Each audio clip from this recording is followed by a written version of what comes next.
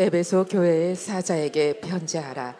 오른손에 있는 7 별을 붙잡고 7 금 촛대 사이를 거니시는 이가 이르시되, 내가 내 행위와 수고와 내 인내를 알고 또 악한 자들을 용납하지 아니한 것과 자칭 사도라 하되 아닌 자들을 시험하여 그의 거짓된 것을 내가 드러낸 것과 또 내가 참고 내 이름을 위하여 견디고 게으르지 아니한 것을 아노라. 그러나 너를 책망할 것이 있나니 너의 처음 사랑을 버렸느니라. 그러므로 어디서 떨어졌는지를 생각하고 회개하여 처음 행위를 가지라. 만일 그리하지 아니하고 회개하지 아니하면 내가 네게 가서 네 촛대를 그 자리에서 옮기리라. 오직 내게 이것이 있으니 내가 니골라 당의 행위를 미워하는도다. 나도 이것을 미워하노라. 귀 있는 자는 성령이 교회들에게 하시는 말씀을 들을지어다. 이기는 그에게는 내가 하나님의 낙원에 있는 생명나무의 열매를 주어 먹게 하리라. 아멘.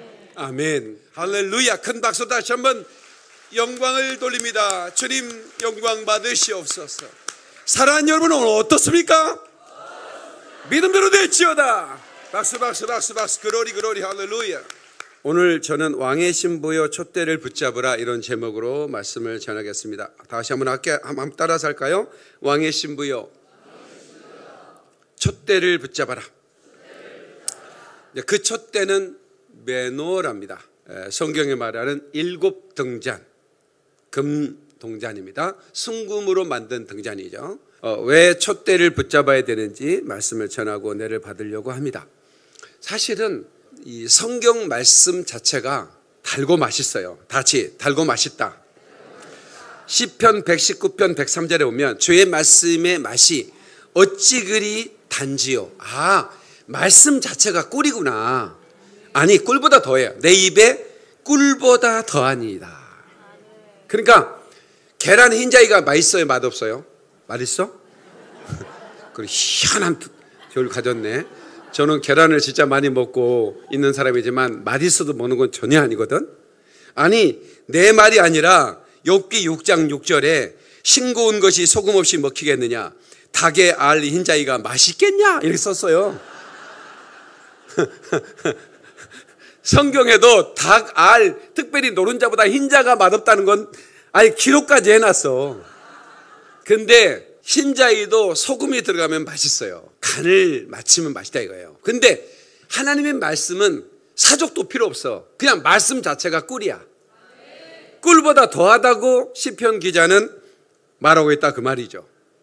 그러니까 여러분들이 건강하면 이 꿀맛 같은, 아니 꿀맛보다 더한 이 말씀의 은혜를 누리는 거예요. 제가 성경 말씀을 많이 예배 시간에 또 설교 시간에 읽는 이유가 집이들이 꿀맛을 보라 그거예요. 아멘이죠. 그래서 그 꿀맛을 제가 소금까지 칠 필요도 없어요. 사실은 건강한 사람은 그렇게 느껴지죠. 저는 제 설교가 그 설교 테이프 시대 그냥 굉장히 옛날 같은데 엊그제 일이에요. 그게 설교 테이프를 사서 들을 때가, 저희가 설교 테이프를 제작해 가지고 팔 때 정말 어마어마한 설교 테이프가 판매가 되는데, 그 설교를 한 번 듣고 버리는 게 아니라 일주일 내내 듣고 또 1년 전 거를 또 듣고, 지금 유튜브로 그렇게 이제 성도들이 듣고 있거든요. 한 번 듣고 2번 듣고 자꾸만 듣고 싶네. 어느 교회 목사인가 정말로 궁금하네.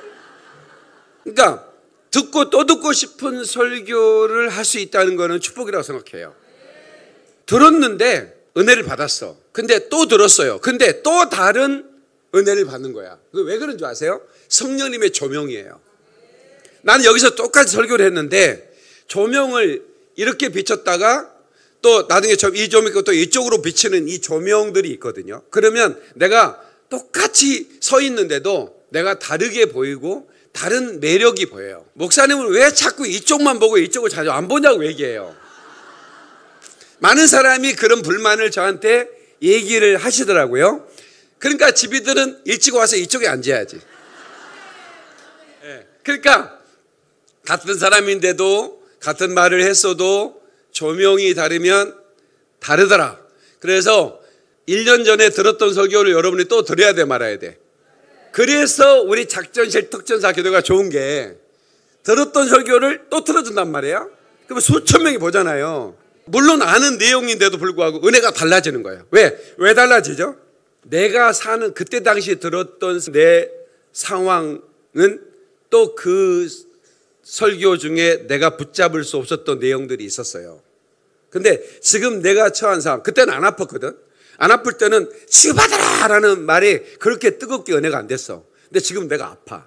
근데 그 설교가 그렇게 은혜가 될 수 없는 거예요. 시간이 지났는데도. 근데 놀라운 것은 설교가 시간이 지났는데도 5년 전에 했던 설교인데도 오늘 들을 때 내가 치유를 받는 거예요. 이것은 하나님 말씀은 능력이 있어서 그러는 거예요. 하나님 말씀은 언제나 생명이 있고 그것이 바로 생명력이라고 하는 거예요. 그 말씀은 검이라 우리를 능히 수술하는 거예요. 그래서 내가 과거에 한 시대에 풍미했던 그런 유명한 부흥사들의 설교를 한번 들어봐요. 그래서 최근에 제가 신영균 목사님의 설교를 들어보는데 많지는 않아요, 자료들이. 들어보면 역시 그분의 설교는 날카로웠고 불이 있었구나. 그런 느끼는 거예요. 네, 아마 내가 천국에 가더라도 주님이 더디 오셨다면 후배들이 내가 천국에 간 후에도 내 설교를 들을 겁니다. 역시 콜베스 목사가 가는 곳마다 사람들이 인산인해처럼 모였던 이유가 뭐냐 이거야. 나를 한 번도 생전에 나하고 악수 한 번 못 해본 그런 내가 간 후에 태어난 사람도 명성만 들었다. 콜베스 목사라는 사람이 있었단 말이야. 그런데 그 불을 똑같이 느끼는 겁니다. 현장에 있었던 사람과 똑같이 느끼는 거예요. 왜? 그게 하나님 말씀이기 때문에 그래요. 하나님께 박수의 영광, 그러리 할렐루야. 여러분 가운데 그 생명력 있는 복음 있기를 여러분을 축원합니다. 아멘. 이 메노라가 촛대인데요. 에베소도 2장에 어디서 떨어졌는지 생각하고 회개하고 처음 행위를 가져라 이렇게 얘기하잖아요. 우리는 내가 어디서 떨어졌는지 모르고 내가 떨어져 버릴 수가 있어요. 네, 처음 행위를 가지라는 거예요. 그런데 만약에 그렇지 않으면 촛대를 옮긴다는 거예요. 이게 무서운 얘기입니다. 네, 촛대를 옮긴다. 저는 이 촛대가 이제 하나하나 내가 설명을 해드릴 거예요. 말씀을 읽어가면서. 근데 이 촛대는 일곱 촛대는 일곱 교회다 그랬거든요. 교회는 촛대예요. 근데 이 촛대가 옮겨지면 교회라는 이름도 간판도 있고 건물도 있는데 교회가 아닌 거예요. 그러니까 마지막 때 이 촛대를 옮겨버린 교회는 음료교회라고 그러는 거예요. 배도한 교회를 말하는 겁니다. 교회는 교회예요. 자기들은 교회라고 부르는데 촛대가 이미 옮겨졌어. 그러면 더 이상 교회는 아닌 거예요. 이해되세요? 촛대는 그 사람에게 준 사명이기도 해요. 근데 그 사람이 그 사명을 붙들지 않으면 그 촛대는 다른 사람에게로 가는 거예요. 그러면 나에게 주신 사명을 제가 붙들려고 몸부림 치는 것을 여러분 잘 아시죠? 저는 주님이 주시는 사명은 절대로 제가 붙들려고 몸부림을 쳐요. 왜? 내가 아니어도 하나님의 뜻은 이루어집니다. 이 언약의 성취요. 주님의 신부를 깨우는 사역, 이스라엘 회복하는 사역, 대한민국의 자유민주주의를 수호하는 사역, 이 모든 것은 박영민 목사가 안 해도 누군가를 들어서 하나님은 하신다고.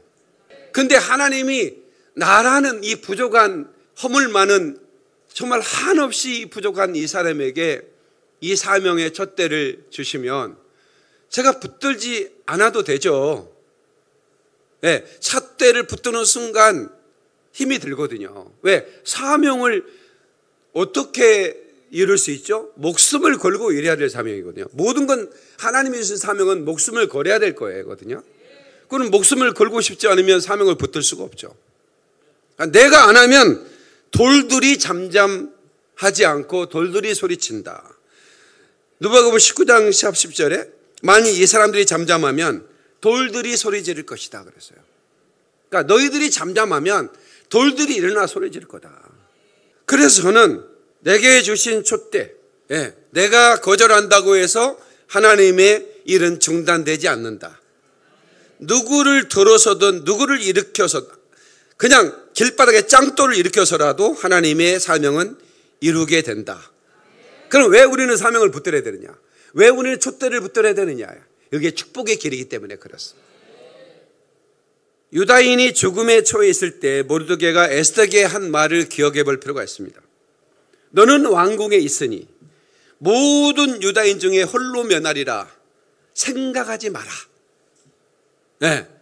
이때 내가 만일 잠잠하여 말이 없으면 유다인은 다른 데로 말미암아 노임과 구원을 얻으려니와. 이게 이제 에스더 4장 13절 14절이거든요.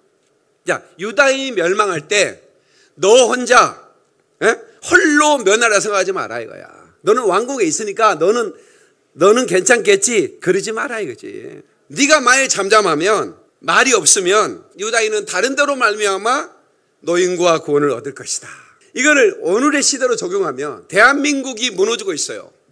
그러면 너는 그래도 중대형교회 목사니까 너는 그래도 안전할 거다. 박 목사야. 네가 말이 없고 침묵하면 너는 안전할 거라고 네가 그렇게 생각할지 모르지만, 그러나 대한민국은 다른 데로 말미암아 노임과 구원을 얻을 거다. 다른 데로 말미암아 구원을 얻을 거다. 누군가를 들어서는 할 거라 이거야. 근데 그 다음 구절은 무섭습니다. 그러나 당신과 당신의 집은 망할 거다. 하나님이 분명히 너를 왕궁에 보낸 것은 유다인의 멸망을 구원하게 하기 위해서 너를 왕궁에 보냈는데, 네가 너만 살고자 잠잠한다면 하나님은 유다인을 구원하겠지만 너는 죽을 것이다 이거야. 왜 목사님은 위험하게 그렇게 하세요? 그렇게 안 하셔도 될 텐데. 그렇잖아요. 제가 테러를 당할 수도 있고 고소를 당할 수도 있고 그렇지 않습니까? 우리 성도들 위험하면서 나한테 그런 분들이 많으세요. 전화가 와요. 왜 목사님이 위험한 하느냐 이거야. 안 해도 다 누군가는 할 텐데. 맞아요. 누군가는 합니다. 그 말이 맞아요. 절대로 틀리지 않아요. 그러나 나는 망합니다. 내가 망한다니까요. 아니, 유대인이 멸망하는데 에스더라는 여인, 그 조그마한 그 소녀가 그 아름다움과 교양 때문에 추천받아서 왕후가 됐단 말이야. 자기가 얼마든지 생각을 해보세요. 그래도 왕후를 누가 죽이려고 하겠어요? 아무리 유다인이라고. 하만이 죽일 수 있겠어요? 인간적인 생각으로는 에스더만 안전할 수 있잖아. 근데 모르드게는 뭐라고 그래요? 하나님은 네가 예치지 않아도 유다인은 구원해. 그러나 너는 죽어 이러잖아요. 무서운 말씀입니다. 그래서 제가 눈치 보지 않고 하나님이 왜 나한테 그러냐. 나 하나님이 내게 주신 사명이다 이거야. 나한테 분명하게 가르쳐줬기 때문에 내가 이 사명에 네가 외쳐라고 주셨기 때문에 외치는 겁니다. 근데 내가 두려워서 안 하면 어떻게 되겠어요? 내가 죽는다니까요 여러분. 내가 죽기를 바라십니까?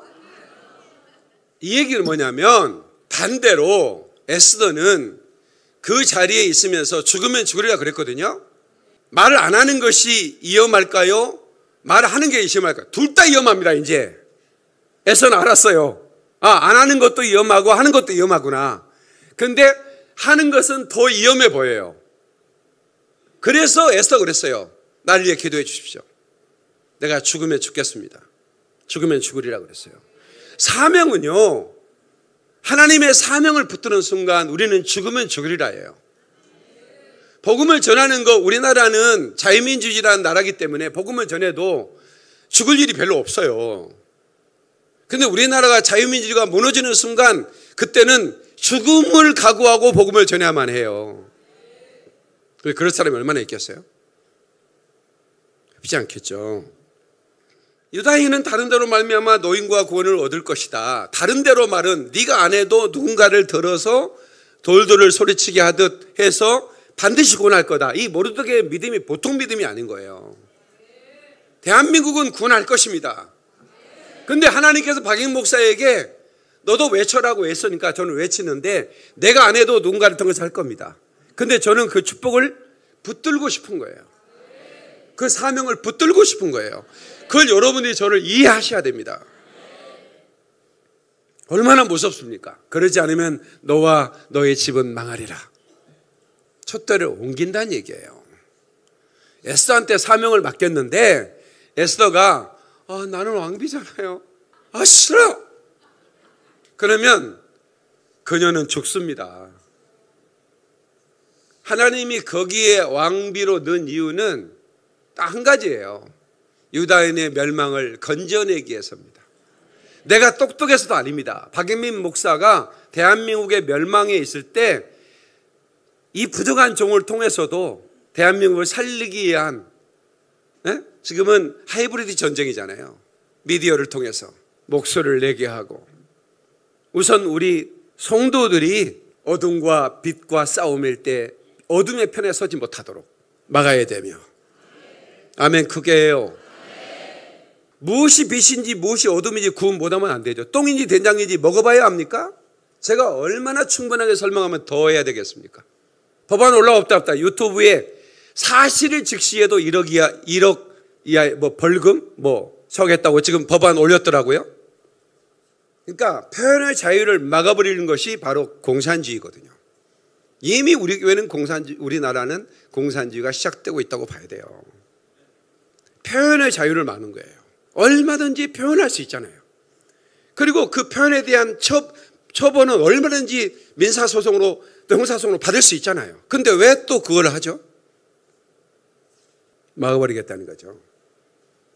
자, 이 메노라는 살굿꽃 형상의 잔셋과 꽃받침, 꽃이 있게 됐다. 출애굽기 25장 33절. 이쪽 가지에 살구꽃 형상의 잔셋과 꽃받침과 꽃이 있게 하고 저쪽 가지에도 살구꽃 형상의 잔셋과 꽃받침과 꽃이 있게 하여 등잔대에서 나온 가지 6을 갖게 할지며. 자, 이 등잔대 7 등잔대 여기 보시죠. 자, 이거는 이게 순금으로 만든 모세에게 하나님이 명해서 순금으로 이렇게 제작한 이건 순금은 아닙니다만은 제가 이제 이거를 그 베냐우다 거리에서 이거를 제가 이제 이거를 사서 공수해 왔습니다. 공수해 왔는데 원래 이제 이 꽃받침 이게 이제 살구꽃 모양의 꽃이거든요. 살구꽃 모양의 꽃받침이고 이제 등잔 7 등잔대인데 이제 가운데 이제 이런 꽃받침 이런 이제 7 절기를 상징하기도 하고 7 절기는 하나님의 시간표죠, 그죠? 하나님의 시간표. 근데 이제 가운데는 예수와 샤마시라고 아시죠? 봉사자라는 뜻이에요.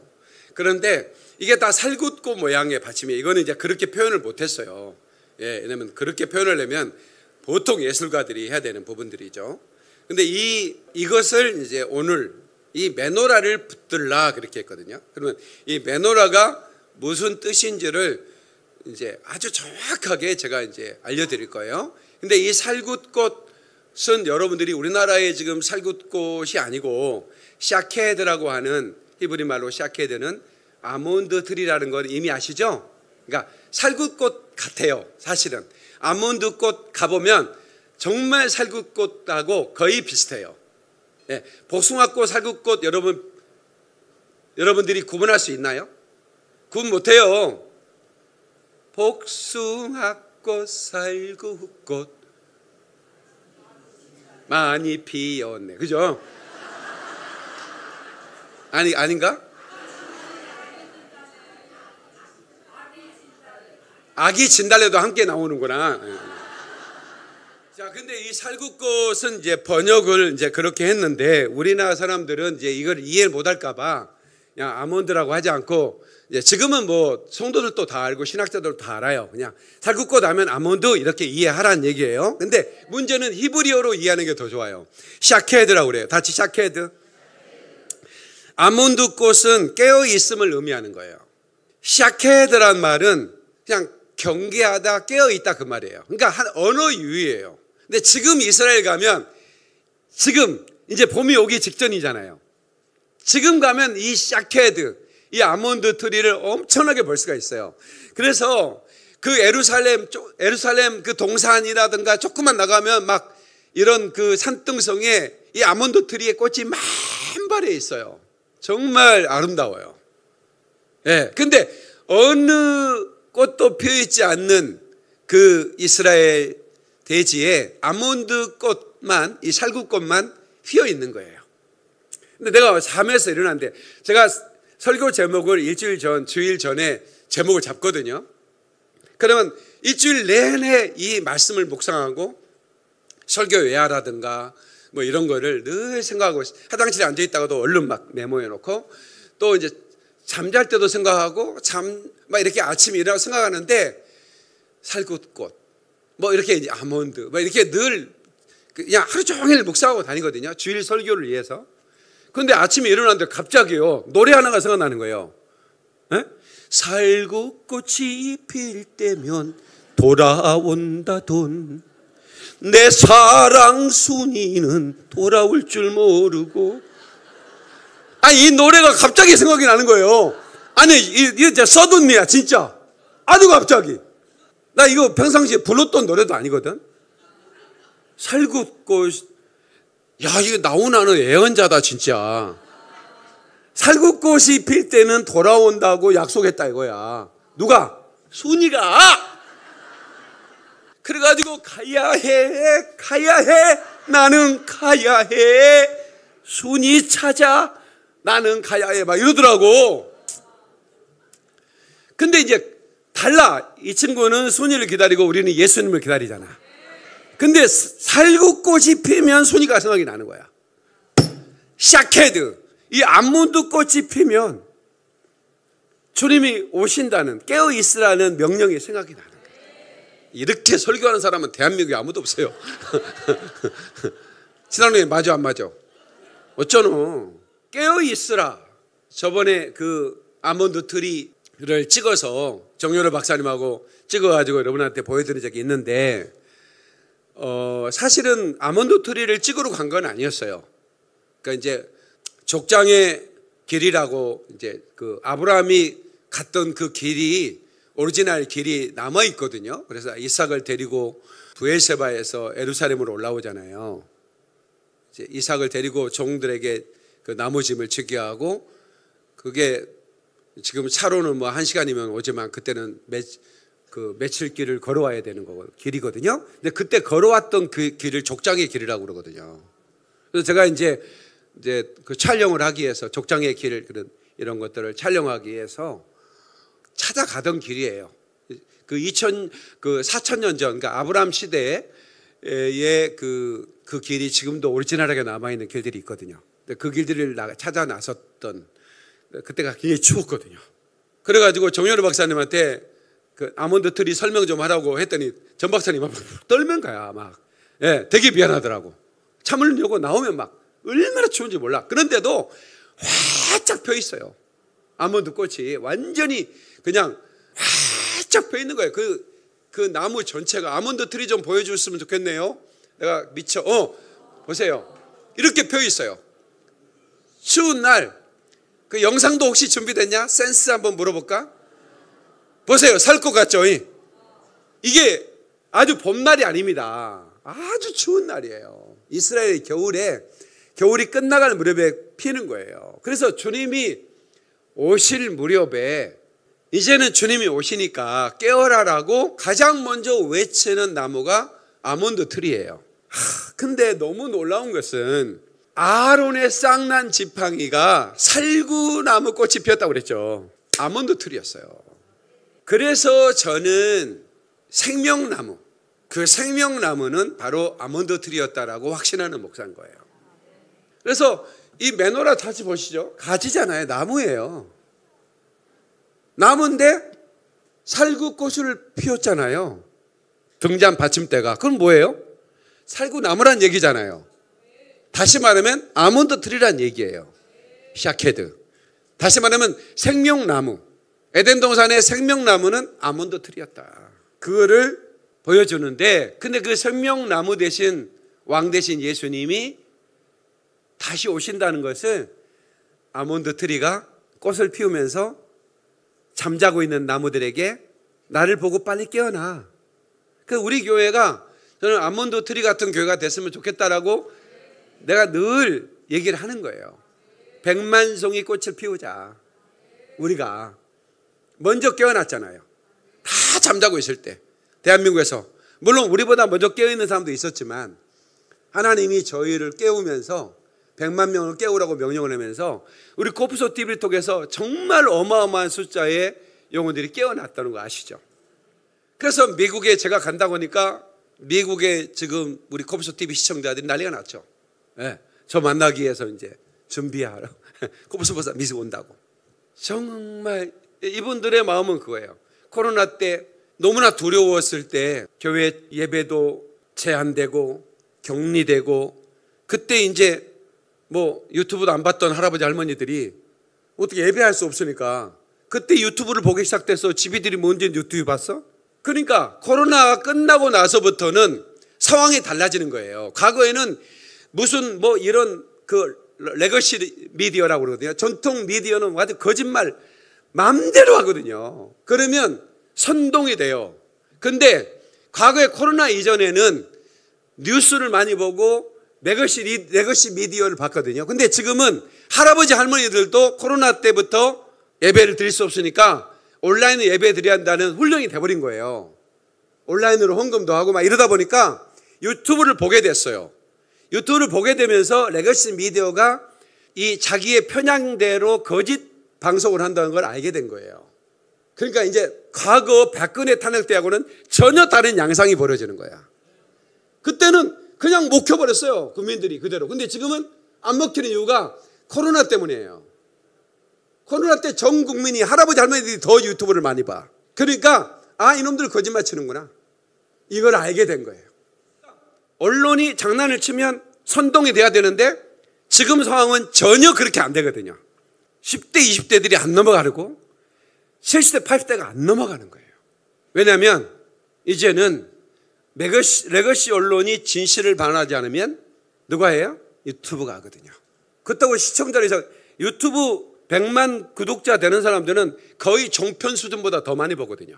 우리 코프소 TV만 해도 2월달 지금 중순밖에 안 됐는데 이제 거의 700만 1월달보다 더 많이 들어오거든요. 민수기 17장 8절 볼까요? 이튿날 모세가 증거의 장막에 들어가 본즉 레위 집을 위하여 낸 아론의 지팡이에 움이 돋고 순이 나고 꽃이 피어서 살구 열매가 열렸더라. 아멘.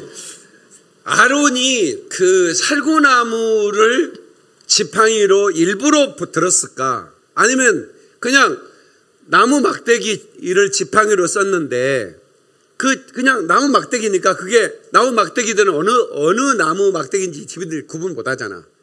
산에 가서 나무 하나 그 마른 막대기 하나 집으면 산에 올라갈 때 이렇게 내려올 때 짚고 나오면 무릎이 좀 안전해지잖아요. 그런 것처럼 들었는데 지팡이를 가져오라. 하나님이 누구와 함께하는 것, 어떤 사람을 세웠느니 리더십을 싹이 난 지팡이를 가진 사람의 주인 거가 싹이 나겠나. 그럼 아무 나무나 하나님은 그러자대 아론은 그냥 지팡이를 집었을 뿐인데 그냥 막대기 그냥을 붙들고 들고 다녔을 뿐인데 그 싹이 났는데 살구꽃이 피었고 살구 열매가 맺었다는 거예요. 굉장히 영적인 의미가 있습니다. 그 살구가 굉장히 많이 등장하는 것이죠. 에레미야 1장 11절 12절 여호와의 말씀이 또 내게 임하니라. 이르시되 에레미야야 내가 무엇을 보느냐 하시매 내가 대답하되 내가 살구나무 가지를 보나이다. 여호와께서 내게 이르시되 네가 잘 보았도다. 이는 내가 내 말을 지켜 그대로 이루려 함이라 하시니라. 네, 유대인들은 아몬드 트리를 뭐라고 부르냐면 깨어있는 꽃 이렇게 부릅니다. 깨어있는 나무 이렇게 부릅니다. 그러니까 우리들은 이렇게 부르는 거예요. 아, 아몬드 트리시군요. 옆 사람한테 해보세요. 아몬드 트리시군요. 깨어있는 나무시군요. 깨어있는 영혼이시군요. 이런 말이에요. 네. 왜냐하면 샤케드라는 뜻이 깨어있다 뜻이니까 그 나무는 깨어있는 나무. 그 다음에 이제 꽃이 피었다는 얘기는 깨어있는 꽃, 깨어있는 신앙을 말하는 것이죠. 달려가서 아몬드 트리를 만나고 싶은 마음이 지금이라도 마음이 예루살렘으로 달려가고 싶은 마음이 있습니다. 근데 주님은 이렇게 말하죠. 누가복음 21장 36절 너희는 장차 올 이 모든 일을 능히 피하고 인자 앞에 서도록 항상 기도하며 깨어 있으라. 아멘.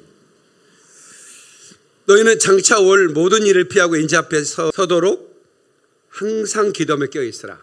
아몬드트리가 되라 그 말이야. 그 말은 뭐예요? 이 촛대를 붙들어. 이 촛대는 뭐죠? 하나님의 시간표거든요. 유월절, 무교절, 초실절, 오순절, 나팔절, 그리고 대속제절, 초막절로 되는 7절기를 하나님의 시간표죠. 예수와의 시간표입니다. 예수님이 십자가의 죽음부터 재림까지를 기록한 시간표를 붙들라는 거예요. 그게 샤케드예요. 그래서 너 보니? 이렇게 얘기하잖아요. 너 뭘 보니? 내가 살구나무를 보나이다 그러잖아요. 잘 보았도다. 내 말을 지켜 그대로 이루려 합니다. 에르미야가 나무 앞에 서 있는데 너 뭘 보니? 그래서 내가 아몬드 트리를 보고 있나이다. 아까 읽었죠 이거?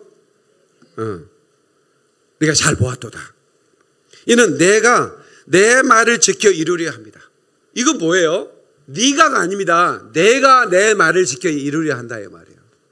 아몬드 트리를 보면 그 아몬드 트리는 깨어있게 할 것이고 깨어있는 사람들을 내가 데리고 갈 거다. 그 말을 이룰 거다.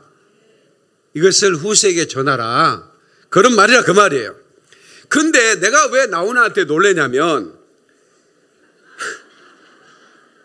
내 사랑 순이는 돌아올 줄 모르고 이제 기다린다 그 말이지. 순이를 살구고 싶었는데 안 와. 그런데 그 다음 가사가 서쪽 하늘 문틈새로 새어드는 바람에 떨어지는 꽃냄새가 나를 울리네 이래요. 아니 이거는 조기철 목사가 손양호 목사님입니까? 에? 서쪽 하늘 붉은 노을 주님 고대가하고 어떻게 이렇게 같냐 이거야. 이게 가사만 다르지.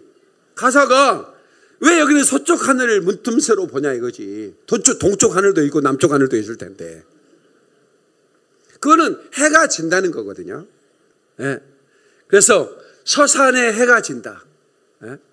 해가 서산에 기우네. 기다리지 않으면 아니 되리. 해가 서산에 기우네. 이거는 종말을 말하는 거예요.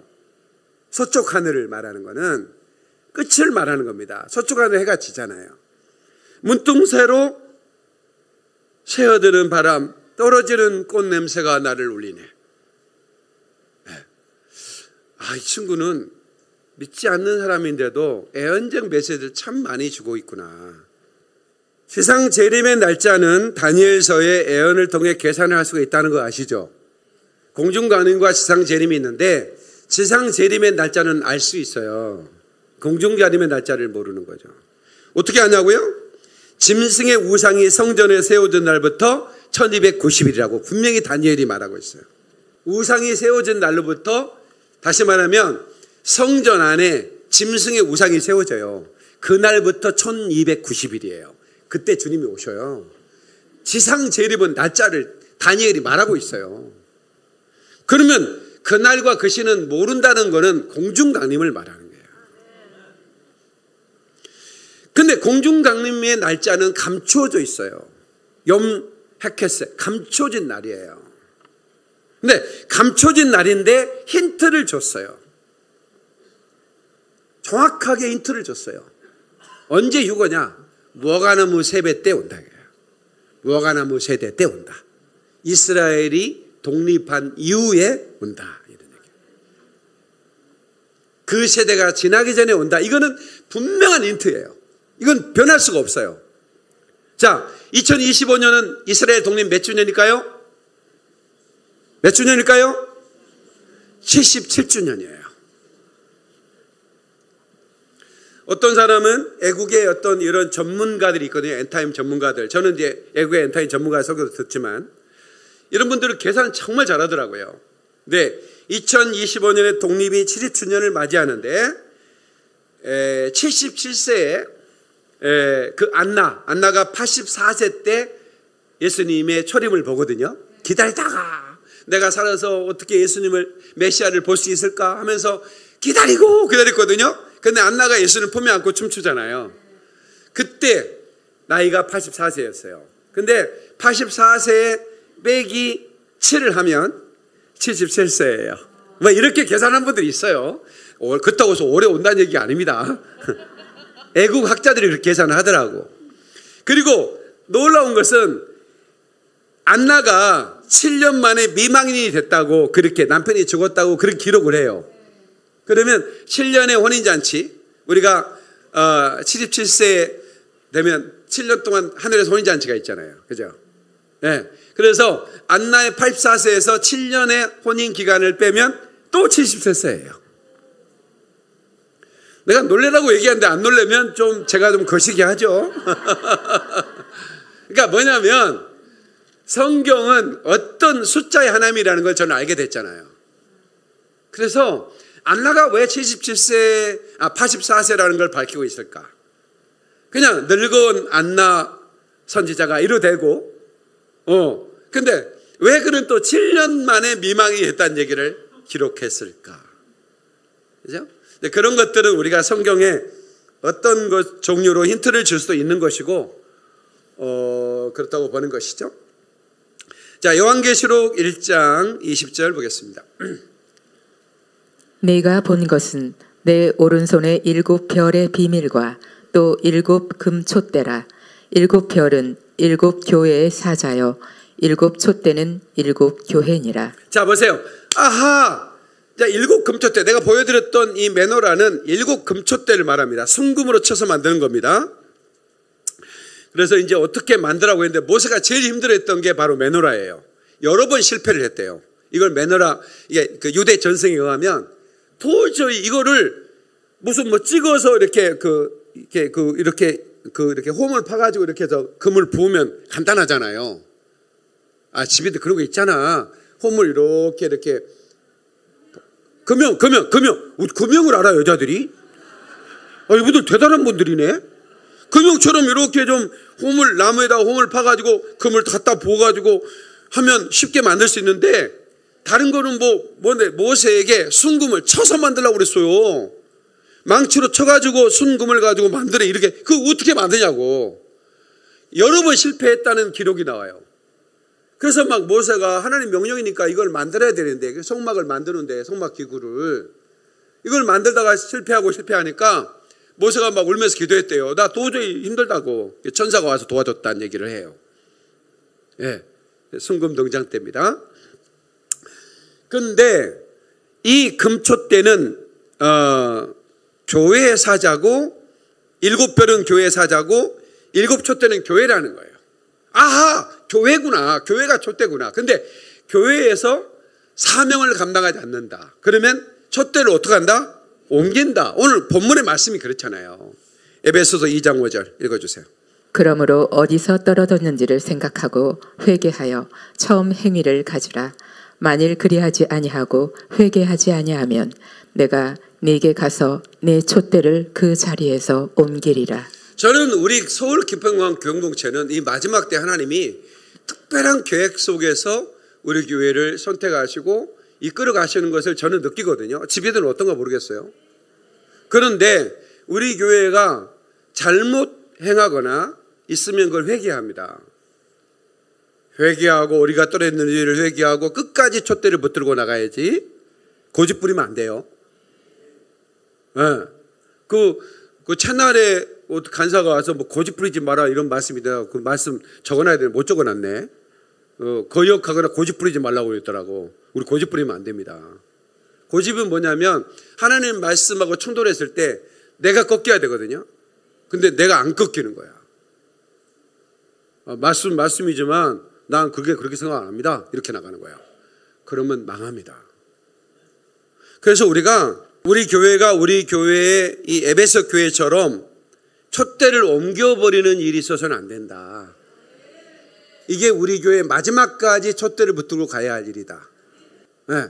어떤 경우에도 우리는 주님 나팔이 울리고 하늘이 열릴 때 우리는 올라가야 된다. 내가 한 명도 남겨두지 않고 데리고 올라가고 싶다는 얘기죠. 그래서 여러분은 제가 감독이잖아요. 감독은 선수들이 실제로 보면요, 선수들이 더 실력이 있어요. 감독보다. 그래 안 그래? 아니 맞아요. 손흥민보다 감독이 더 실력이 있으면 왜 손흥민을 시켜 지가 나가지? 감독은 과거에 이제 날렸던 사람이고 또 날리지 못했던 감독도 있어요. 무명으로 선수 생활을 했지만 감독으로는 최고의 깃발을 날릴 수도 있고, 그러면 손흥민이 감독 당신은 나보다 연봉도 작고 그리고 선수 시절도 무슨 어디 형편없는 구단에서 일했던 사람이 나한테 이래라 저래라 시키지 마세요. 에? 이러면 됩니까? 나는 여러분보다 똑똑하다는 생각 해본 적이 없어. 솔직히 말하면. 진짜 솔직히 말하면. 시비들이 나보다 똑똑해. 알아. 모든 분야에서 나보다 더 전문가적인 것들이 많아. 그렇지만 영적인 부분은 제가 감독이야. 아멘. 크게 해요. 그러면 감독은 지려고 무슨 경기하는 사람이 어딨어. 어떻게든 저 선수 연말에 골든글로브 딱 들고 함께 샴페인 막 떠뜨리면서 막 한번 한호송 한번 저렇게 해줘야지 내가 내 인생에서 저 친구들을 한번 세계적인 플레이어로 만들어 봐야겠다. 이게 아니겠습니까? 박 목사가 여러분에게 뭘 오라겠냐고. 내가 마지막 주에 발등상 앞에 섰을 때 여러분 한 사람 한 사람을 다 그 자리에 서서 하나님의 상 받게. 제가 오늘 칼럼에도 그런 칼럼을 썼어요. 세상의 모든 생물을 형벌하는 홍수의 날에도 노아는 그 가족을 거뜬히 살렸다. 꿈을 가진 자는 자기와 자기 집을 거뜬히 구할 수 있다. 그리고 나라도 구할 수 있다. 대한민국은 지금 위기에 처해 있고 엄청난 체제 전쟁이 진행되고 있다. 나는 이 전쟁이 사탄이 이 나라를 무너뜨리는 영적 전쟁이라고 확신하기에 눈물로 무릎을 꿇고 엎드린다.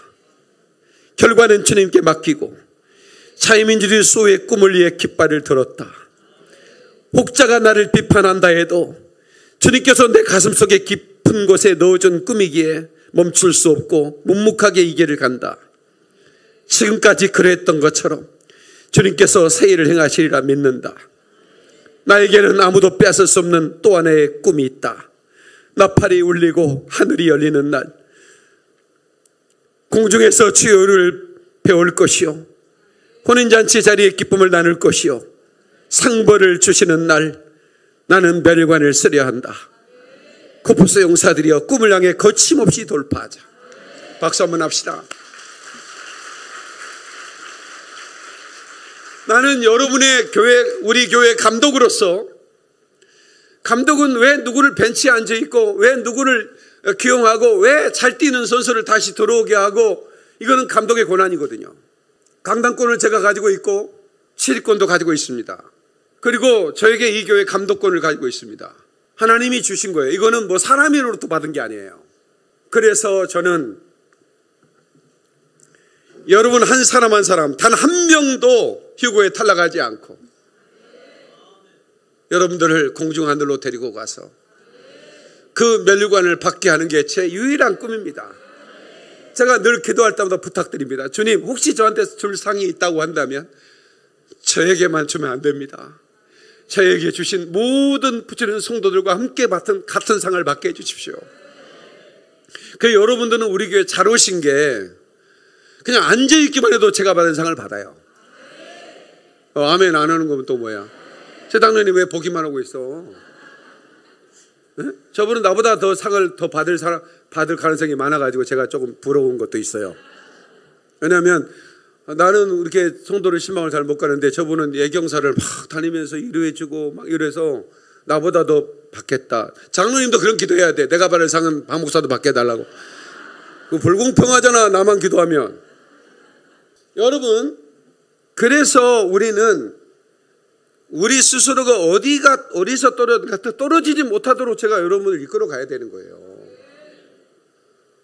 정말 제가 괴로운 게, 왜 우리 성도들이 이렇게 내가 이끌어 가고 있는데 모든 부분 저를 하나님이 쓰신 걸 알면서 제가 정말 우리 성도를 위해서 제가 이렇게 모든 이런 지금 제가 자유민주 수호하는 것도 제가 무슨 영광을 받겠다고 이걸 합니까?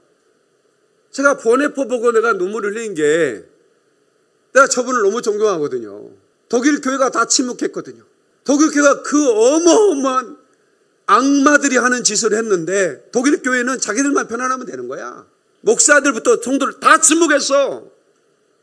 근데 보네퍼만 저 악마, 저 히틀러를 미친놈을 저 운전자 끄집어내야 된다. 에? 미친놈한테 당해가지고 다친 사람들 치료해 주는 게 목사가 할 일이 아니다. 저 미친놈을 죽여야 된다 저거. 그게 보네퍼였어요. 과거에는 보네퍼, 나는 주기철 목사가 정치적인 목사였습니다. 아시십니까? 왜 주기철은 다른 목사들처럼 조용히 있으면 되는데 정치적인 얘기를 꺼내냐고. 왜 신사참배는 배도라고 얘기하냐고. 그 정치적인 거거든요. 정치에서 다 발표한 거고, 그러면 그냥 고개만 숙이고 예배하면 되는데 왜 주기철은 그렇게 불의해한 거 하냐고. 그러나 시대마다 보네퍼가 있었고 주기철이 있었다고요. 근데 지금에서 주기철을 정교하지 않은 사람이 누가 있습니까? 근데 왜 주기철처럼 또 나서면 또 그 사람을 죽이려고 하나요? 그래서는 안 되는 거예요. 그런 역사가 있었기 때문에 독일 교회가 그렇게 해도 보네퍼 같은 사람이 없었으면 독일 교회는 아예 정말 우리 대한민국 다 배도하고 신사참배서도 주기철 같은 목사가 있었으니까 기독교의 체면이라도 있잖아요. 다 침묵할지라도 박인민 목사 같은 사람이 있으니까 그래도 안 그렇습니까? 나보다 훌륭한 사람도 많지만 저야 뭐 아무것도 아니죠. 그렇지만 부끄럽게 행동하고 살고 싶지는 않다. 그런 마음이 여러분에게도 있었으면 좋겠습니다. 자, 그러면 일곱 촛대가 딱 사라진단 말이에요. 일곱 촛대는 교회 시대에 교회가 하나님 붙들고 있을 때예요. 그런데 교회의 마지막 시대는 그 촛대 에베소 교회처럼 촛대를 옮겨버려요. 지금 교회는 교회인데요. 교회가 아닌 교회가 많습니다. 음료 교회라고 그래요. 촛대가 옮겨진 교회들 말하는 거예요. 배도한 교회들. 교회 아닙니다. 교회라고 불러주죠. 교회 아닙니다.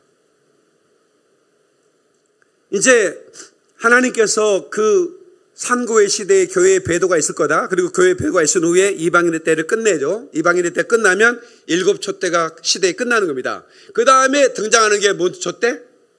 일곱 촛대가 끝나면 몇 개 촛대가 등장하죠? 9개가 뭐야? 그거는 한옥하고 2개의 촛대. 뭐야 이거? 이거 공부를 그렇게 시켰는데 이거 진짜 큰일 났네 이거. 계시록 11장 4절. 그들이 이 땅에 주 앞에 있는 두 감나무와 두 촛대라고 그러죠? 감람나무는 올리브나무입니다. 이스라엘 상징하는 거예요. 두 촛대가 뭐예요? 두 증인이 두 촛대라는 얘기예요.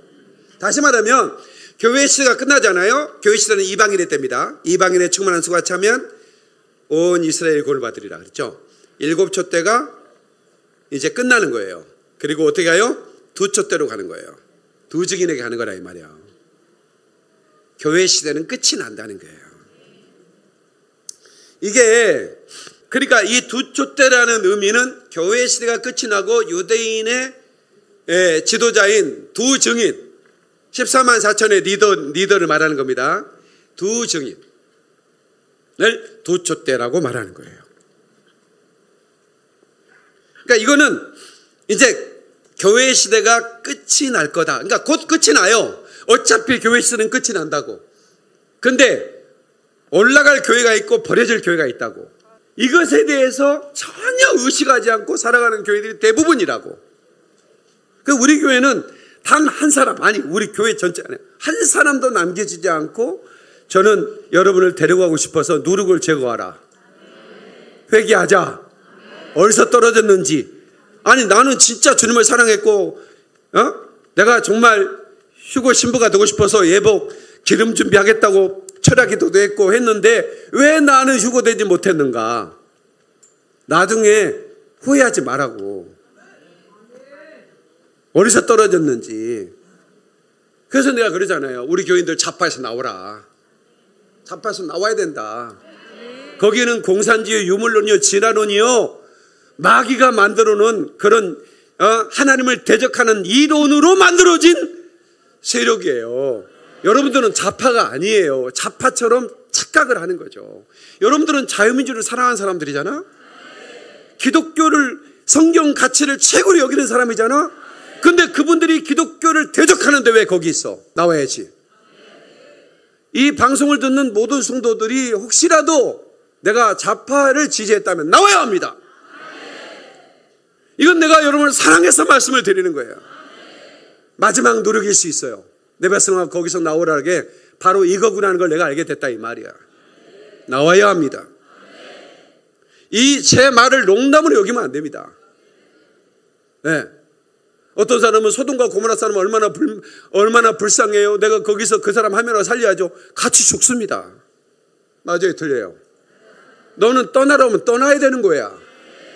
사이들은 농담으로 여겼다 그러고, 또 한 여인은 아이고 나만 가면 되나? 저 사람들 데리고 와야 되는 거 아닌가? 아니야, 집이가 나와 먼저. 제가 이런 얘기를 사실은 이런 상황이 안 됐으면 못했을 거예요. 안 했을 거예요. 오히려 하나님께 감사했어요.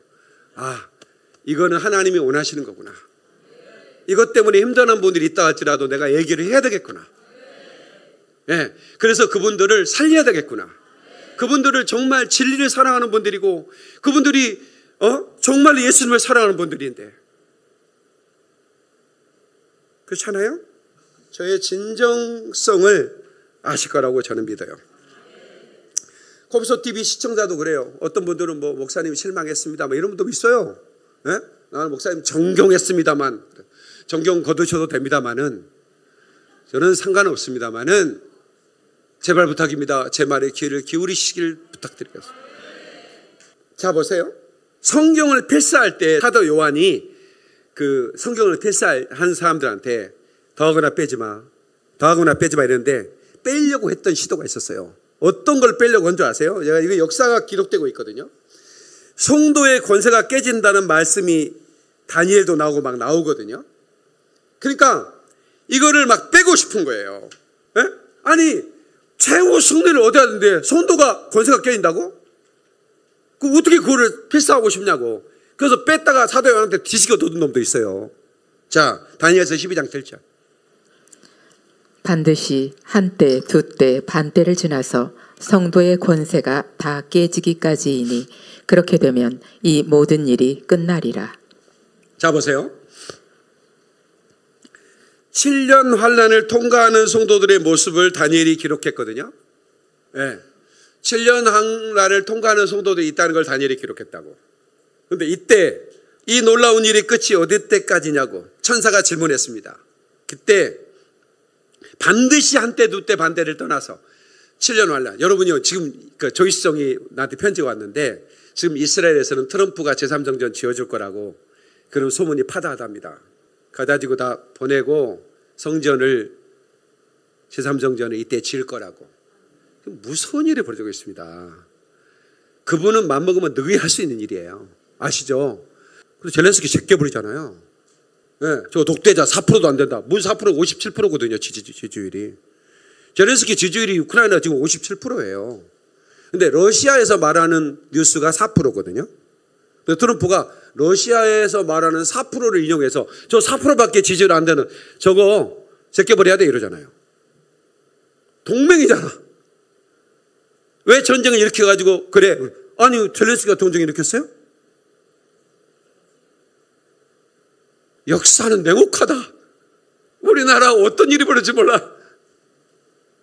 트럼프가 편들어줄 것 같아요? 편들어주기를 간절히 바라고 있죠. 근데 아무 말도 않고 있죠. 그러니까 지금 열 왕이 무릎을 꿇으려고 그랬는데 지금 보세요. 대들었다가 다 젤렌스키 못 견딥니다. 트럼프가 뭘 원했냐면 우크라이나에게 5천억 달러를 요구했습니다. 히토류, 중국에서 많이 나오는 건데 그게 반도체에 아주 중요한 광물입니다. 근데 5천억 달러면 720조입니다. 720조의 광물을 우리에게 줘. 그러면 좀 지켜줄게 이랬어요. 그러니까 나라 팔아먹을 일은 없다. 젤렌스키가. 아무리 그래도 이거는 안 된다. 그랬더니 그때부터 공격해버리잖아요. 그분은 기독교적인 가치를 지킨다고 하면서도 또 한편 어떻게 되죠? 미국의 이익을 챙기는 거죠. 그러니까 지금 옛날처럼 가지를 않아요. 그러니까 캐나다 대통령이 한번 덤볐다가 그 다음날 확 무릎 꿇고, 그 다음에 저기 어디입니까? 콜롬비아 대통령 간세로 60% 때려버리니까 그 다음날 무릎 꿇고, 그냥 다 무릎 꿇잖아요. 어떤 대통령이 되더래요. 지금 이러한 작사를 내보냈는데 지금 대들 사람 있어요? 성전 진다고 대들 사람 있겠습니까? 못 대듭니다. 그 얘기는 우리에게 엄청난 소식인 거예요. 무슨 얘기냐면 주님의 재림이 임박했다는 거예요. 임박한 상황입니다. 정신 바짝 차리세요. 정신 바짝 차리라고. 피눈물 흘리지 마시고. 내가 왜 그때 내가 목사님이 해결할 때 해결 안 않았을까? 왜 그때 목사님이 준비할 때 준비하지 않았을까? 우리 성도들이 왜 그 먼 곳에서, 그 전 세계에서 이렇게 온라인으로 예배하고, 나는 정말 여러분 한 분 한 분을 보면 이분은 주님이 택하신 분들이 맞다 라고 생각해요. 끝까지 여러분 우리 교회에 붙어 있으세요. 떠나지 마시고. 왜냐하면 제가 부족하지만 하나님의 음성을 듣고 여러분을 잘 이끌어 갈 거니까. 잘 이끌어 갈 거니까. 그러니까 성경을 쓰다가 성도의 권세가 깨진다고? 그 이거를 빼고 싶은 거야. 그 이걸 안 써버리는 성경 패사다가 있었대요. 사도관이 읽다가 이 새끼 이리 와. 더 하지 말고 빼지 마라 그랬잖아. 나 도저히 이거는 못 쓸 수가 없었어요. 그건 네 생각이고. 그러니까 여러분 환난에 남은 성도들이 뭐 처음에는 적그리스도한테 몇 명 보네포처럼 대들겠지만 소용없어요. 그거는 성도의 권세가 깨져요. 그때는. 네. 어떻게 깨진다고? 계시록 13장에 적그리스도가 이긴다고 나오잖아요. 7절. 또 권세를 받아 성도들과 싸워 이기게 되고 각 족속과 백성과 방언과 나라를 다스리는 권세를 받으니. 나중에 이제 휴거가 있은 후에 이제 남겨진 교회가 깨닫게 되겠죠. 회개하고 막 후회하고 눈물 흘리다가 그래도 우리는 끝까지 버텨야 된다라고 하면서 이제 뭐 암살 작전도 조직도 만들 거고 뭐 하겠죠. 그러나 사단이 권세를 받아 적그리스도가 성도들과 싸워 이기게 된다. 이게 뭐예요? 성도들이 진다는 얘기예요. 그리고 어떻게 돼요? 결국은 이렇게 됩니다.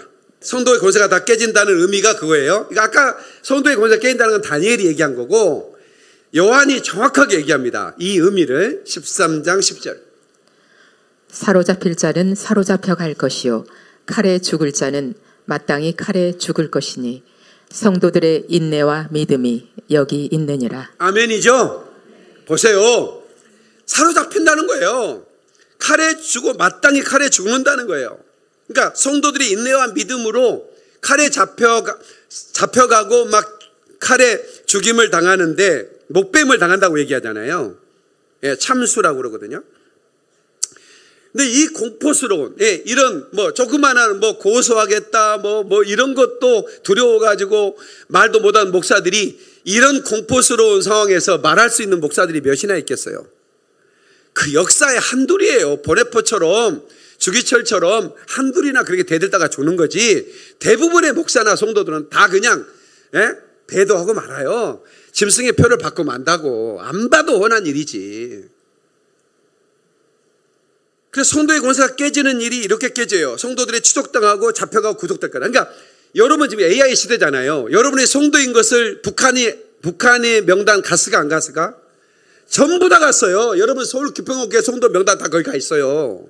우리 명단만? 우리나라의 인구 통계조사 이런 것들이요. 정부 국회의원들을 통해 다 북한 다 갔어요. 근데 거기 기독교인이 아니니 다 표시 다 되죠. 죽일 사람 살릴 사람 다 리스트가 있어요. 기독교는 배신한 사람 다 죽어요. 자유민주주의 지켜야 됩니다. 그중에 목사들이 더 먼저 죽어요. 목사들 정신 차리세요. 이 방송 듣는 목사님들. 예? 가장 먼저 목사들이 죽어요. 내가 김준호 목사가 이렇게 하더라고. 김준호 목사님이 뭐 청송인가 그게 태어나셨대요. 경북 청송인가. 근데 나처럼 똑같이 자기 가족이 딱 예수 믿는 가족이 딱 한 가정이 자기 가정이었대요. 자기 할머니 때문에 자기 부모님이 예수를 믿었대요.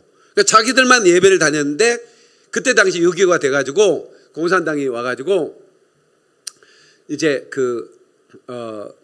이제 자기 가족을 이제 인민재판이 열리기로 했대요. 이 가족은 반동 가족이니까 인민재판에서 죽이겠다. 공개재판하겠다. 그래서 딱 3일 후면 이 가정이 다 죽는 거예요. 김준호까지 포함해서.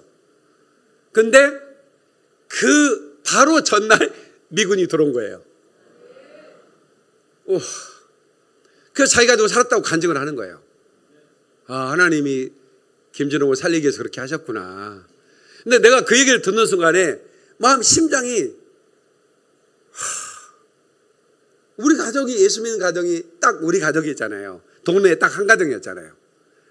만약에 그 빨갱이들이 우리 동네에 왔다면 그 동네 사람들과 함께 내가 내 친구들이 내 몽둥이로 나를 때렸을 거고 그리고 우리 가족이 그들 앞에 죽었을 거다 생각이 되니까 막 힘들더라고.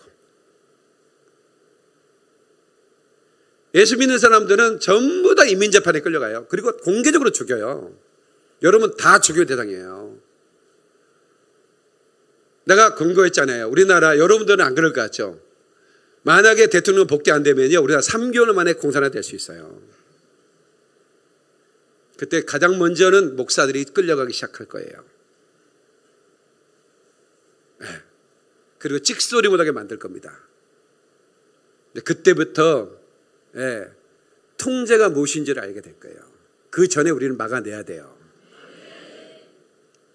그래서 여러분한테 부탁을 드리는 거예요. 대환란에 남겨지지 않고 우리가 휴거되기 전까지 자유민주주의를 지키고 우리가 이스라엘 언약에 성취하기 위해서는 이걸 지켜야 되거든요. 그래서 저는 지키고 싶거든요. 저한테 명령했기 때문에 지키기에 힘쓰려고요. 도와주십시오. 그래서 헌법재판관 8명 중에 6명이 찬성을 하면 인용이 되고 5명이 돼도 기각이에요. 현재는 4대4로 거의 고정되어 있다고 봐요. 그런데 이게 여론이 밀리면 재판관들도 마음이 바뀌어요. 지금은 거의 4대4 같아요. 방통위원장도 4대4로 기각을 시켰거든요. 6명이 인용을 하는데 현재는 4대4로 가는데 한 명이 더 변심하더라도 5대3이어도 괜찮아요. 그런데 여기서 6명이 가버리면 끝나는 거예요. 근데 옛날처럼 8대0으로 갈 수도 있고 4대4 아니면 8대0 이렇게 돼요. 근데 여론이에요. 판사들은. 그래서 이번 3.1절에는 다 좀 나가주셔야 되겠어요. 예. 뭐 어디로 나가도 상관없어요. 여의도로 가든 강화문으로 가든 가까운 가서 우리가 외쳐주셨으면 좋겠어요. 예. 저는 이것이 여러분이 애국하는 길이에요. 마지막 기회예요.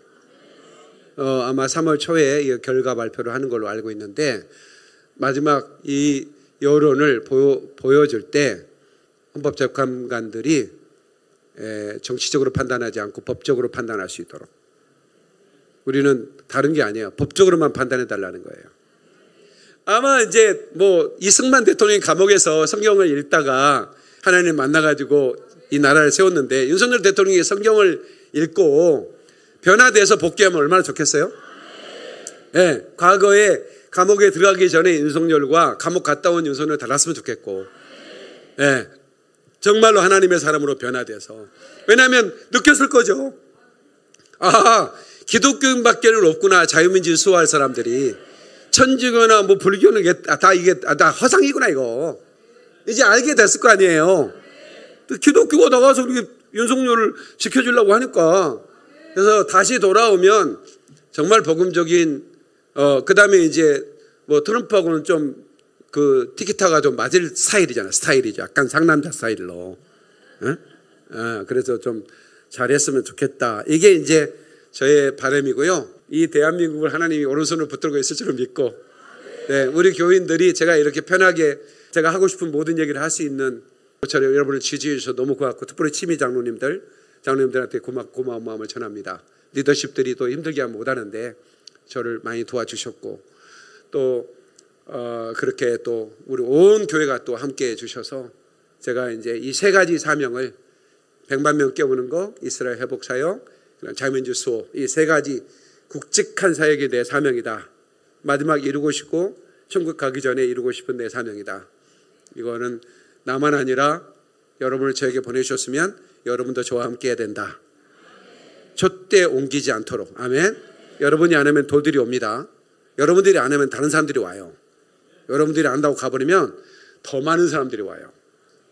그러니까 그런 더 많은 사람 오는 건 말리진 않지만 여러분들이 이 촛대를 옮긴 바 되지 않도록 놓치지 말고 붙으십시오. 저와 함께 박수 박수 박수 박수.